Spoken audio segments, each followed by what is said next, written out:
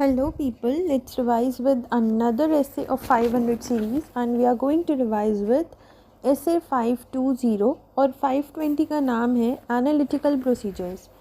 तो जब हम लोग essay नंबर 500 पढ़ रहे थे तो उसमें हम लोगों ने पढ़ा था that when the auditor will do the substantive procedures ना, तो सब्सटेंसिव प्रोसीजर्स में भी वो दो तरीके की प्रोसीजर्स कर सकता है। One will be your test of details and another will be your substantive analytical procedures. तो वो एनालिटिकल प्रोसीजर्स क्या हैं उसी के बारे में हम पढ़ते हैं ना। इन सब्सटेंसिव प्रोसीजर्स से होता क्या है ना, ऑडिटर को एक ज़्यादा अच्छा डिटेल मिलता है एविडेंस ऑब्टेन करने के लिए एंड वो फिर उससे अच्छा कंक्लूजन जो है वो फॉर्म कर पाता है। Now what is the meaning of analytical procedure. तो देखो, एनालिटिकल प्रोसीजर का मतलब होता है इवैल्यूएशन करना फिनेंशियल इन्फॉर्मेशन का through analysis of plausible relationship among both financial and non financial data. क्या क्या मैंने टर्म्स यूज़ करे? Financial information, analysis of plausible relationship between financial and non financial data. तो हम लोग फाइनेंशियल इन्फॉर्मेशन को एवेलुएट करेंगे एक प्लॉजिबल रिलेशनशिप के एनालिसिस से। दोनों ही financial and non financial data के बीच में जो भी प्लॉजिबल रिलेशनशिप होगा ना, उसका एनालिसिस करके हम इवैल्यूएशन करेंगे। ठीक है, जैसे सपोज़ प्लॉजिबल रिलेशनशिप का मतलब हुआ, जैसे सपोज़ हम ना एक रिलेशन बनाने की कोशिश करेंगे दोनों के बीच में कि जैसे इस एंटिटी में इतने एम्प्लॉयज़ हैं, इनकी इतनी सैलरी है, तो इसका मतलब हमारे टोटल कितने वो हो सकता है पेरोल एक्सपेंडिचर, या फिर क्या एक्सपेक्टेड अमाउंट हो सकता है इस पर्टिकुलर पेरोल एक्सपेंस का। उसी तरह से आपको अगर रेंट की फिगर कैलकुलेट करना है तो आप रेंट का कैसे कर सकते हो। आप रेंट तो जैसे मॉनेटरी अमाउंट फाइनेंशियल डेटा हो गया, उसको किसी नॉन फाइनेंशियल टर्म से जोड़ सकते हो। जैसे यहाँ पर कितना स्पेस है, कितने रूम्स हैं। तो ये चीज़ें ऐसी होती हैं कि जब हम ना एक ट्रेंड के बेसिस पे, एक रेशियो के बेसिस पे इवैल्यूएशन करते हैं डेटा को एनालाइज करके, और वो डेटा दोनों तरीके के हो सकते हैं, फाइनेंशियल डेटा भी और नॉन फाइनेंशियल डेटा भी। तो हम इस प्रोसीजर में क्या करते हैं, सबसे पहले तो ना हम डिज़ाइन करते हैं एंड देन फिर परफॉर्म करते हैं हम सब्सटेंसिव एनालिटिकल प्रोसीजर। तो उसके लिए ऑडिटर को क्या करना पड़ता है, सबसे पहले तो वो डिटरमाइन करता है suitability of substantive analytical procedures for giving assertions by taking risk of material misstatement। यानी कि अगर ऑडिटर को ऐसा लग रहा है कि वहाँ पर रिस्क ऑफ मटेरियल मिसस्टेटमेंट बहुत ज़्यादा है कि सब्सटेंसिव एनालिटिकल प्रोसीजर से काम नहीं चलेगा, तो फिर वो वहाँ नहीं करेगा। वो मतलब ये देखेगा कि क्या यहाँ पर ये जो मैं सब्सटेंसिव एनालिटिकल प्रोसीजर लगा रहा हूँ ये सूटेबल है भी, या मुझे डिटेल्स की तरफ, टेस्ट ऑफ डिटेलिंग की तरफ जाना पड़ेगा। ठीक है, तो पहली चीज़ तो क्या हो गई, सूटेबिलिटी। उसके बाद में नेक्स्ट चीज़ हो गई evaluation of reliability of data.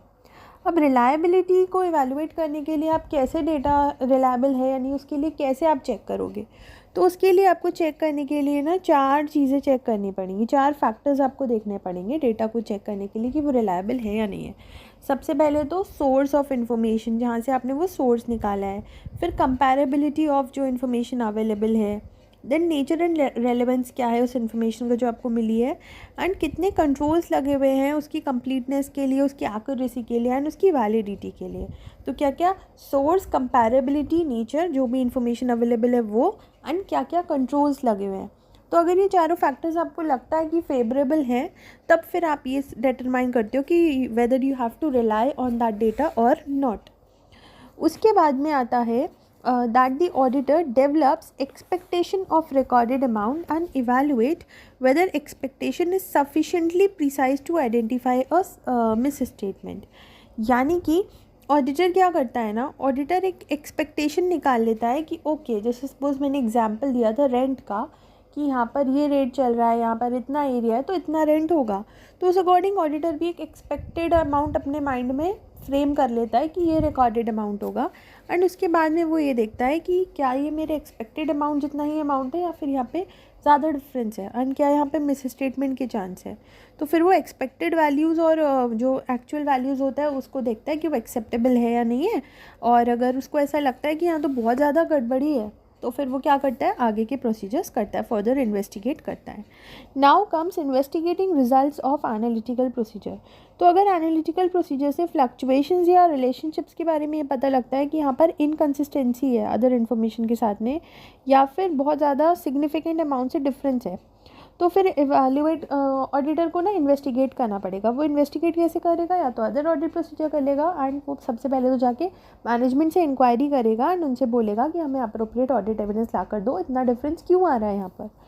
उसके बाद में वो जो ये एनालिटिकल प्रोसीजर्स है ना, इसमें हम ट्रेंड एनालिसिस, रेशियो एनालिसिस, ये सारे एनालिसिस एंड ग्राफ्स का भी यूज़ करते हैं, उससे हम एक्सपेक्टेड वैल्यूज़ को निकाल लेते हैं।